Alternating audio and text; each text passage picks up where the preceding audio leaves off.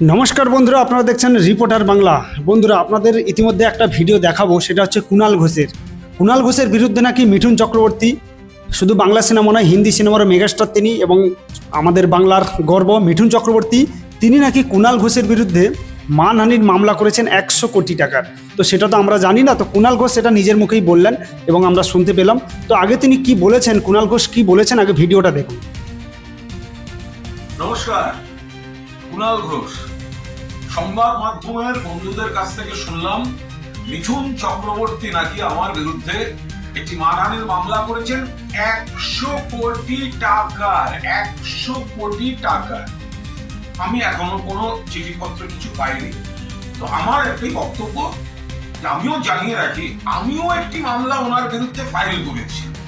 তো এখন তার নোটিশটা এখনো আমার আইনজীবী অয়ন চক্রবর্তী একটু অসুস্থ, দ্রুত সুস্থ হচ্ছে, মানে নোটিশটা এখনো পাঠায়নি। মামলা আমিও করেছি। এইবার রইল পরের পার্ট। মিঠুনদা আমার বিরুদ্ধে 100 কোটি টাকার মানহানির মামলা করেছে।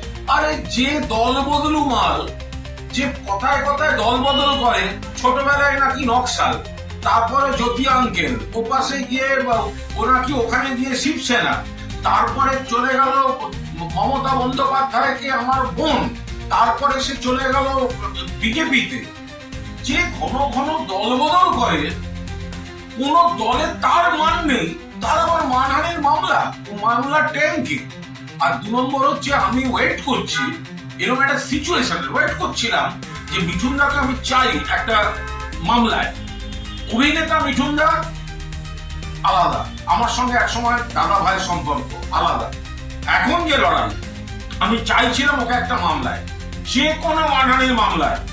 আমি ওই সমস্ত চিটফান্ডের জিনিসগুলো নিয়ে যাবো, আমি কেন বলেছি, এবং আমি প্রেয়ার দেব, মানহানির মামলা নিশ্চয়ই ফয়সালা হবে। তো তার আগে তো দেখতে হবে আমি কেন বলেছি।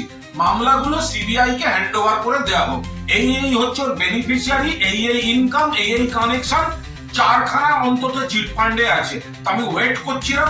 এখন মিঠুন দাই যখন নেমন্তন্ন করে আনছে, বাকিটা মিঠুন চক্রবর্তী, আপনার সঙ্গে আমার কোর্টে দেখা হবে। আর একটা জিনিস মনে রাখবেন, যাকে চিঠি পাঠাচ্ছেন তার নামটা কুণাল ঘোষ, মনে রাখবেন।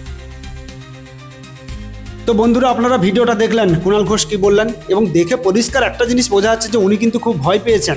মানে এমনটা নয় যে উনি জোর করে বলে দিলেন, উনি কোনো ভয় পাননি, পরিষ্কার বোঝা যাচ্ছে উনি ভয় পেয়েছেন। এবং আরেকটা কথা বলে রাখি, শেষে তিনি একটা কথা বললেন না, যে নামটা মনে রাখবেন, আমার নাম কুণাল ঘোষ। আপনি যে কুণাল ঘোষ সেটা আমরা সবাই জানি। মানে ভারতবর্ষের মধ্যে নিকৃষ্টতম মানুষের যে তালিকা যদি কোনো থাকে, আপনার প্রথমে নাম থাকবে। এবং আপনার এই যে আপনার নামে মানহানির মামলা করেছে মিঠুন চক্রবর্তী, যেটা আমরা শুনতে পাচ্ছি, আপনার তো মানে নিজেরই কোনো মান সম্মান নেই। আপনার নামে কি মানহানির মামলা কেন করলো মিঠুন চক্রবর্তী, আমি বুঝতেই পারলাম না। যাই হোক, আপনি তো এর আগে বলেছিলেন যে সারদার বেনিফিশিয়ারি কে, কী ব্যাপার, সেই বিষয়ে কিনা সেটা হয়তো পরে জানা যাবে। তবে আপনার বিরুদ্ধে করেছে, আপনিও কোর্টে দেখা করুন, হোক কিছু একটা হোক। আমরা বলবো না যে আপনি পুরোপুরি দোষী। তো যখন মামলা যদি হয়ে থাকে, তো আমরা চাইছি দুপক্ষের একটা জোরজার লড়াই হোক, দেখা যাক না কে জিতে। হতে পারে আপনি জিততে পারেন, নাহলে মিঠুন চক্রবর্তী জিততে পারে, কিছু একটা তো হবে। তো সেদিকে আমরা তাকিয়ে আছি। এবং আপনাকে আমি পরিষ্কার করে এইটুকু বলতে পারি যে কুণাল ঘোষ ভয় পেয়েছে, পুরো ভিডিওটা দেখে পরিষ্কার বোঝা যাচ্ছে।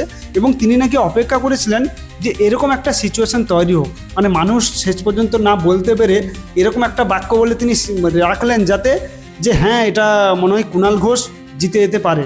এমনটা নাও হতে পারে, কেননা যারা হেরে যাওয়ার ভয় থাকে তারা কিন্তু বেশি চিৎকার করে আর বেশি কথা বলে, এটুকু আপনারা মাথায় রাখবেন। যাই হোক, কুণাল ঘোষকে নিয়ে যদি কিছু বলার থাকে অবশ্যই আপনারা কমেন্টে জানাবেন। সবাই ভালো থাকবেন, সুস্থ থাকবেন।